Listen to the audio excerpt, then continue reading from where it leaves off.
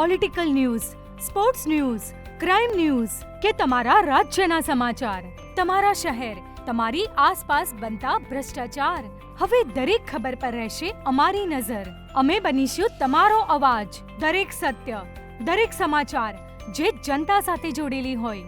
ગુજરાતનો સર્વશ્રેષ્ઠ news channel.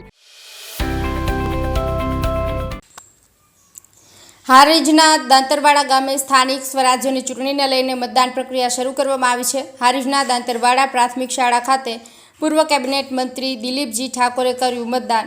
પરિવાર સાથે માદરે વતન મતદાન કરવા પહોંચ્યા. વરસાદી માહોલ વચ્ચે દિલીપજી ઠાકોરે કર્યું મતદાન.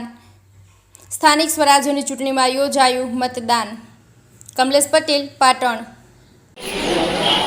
આજે આપણે મતદાન કર્યું છે, શું કહેશો?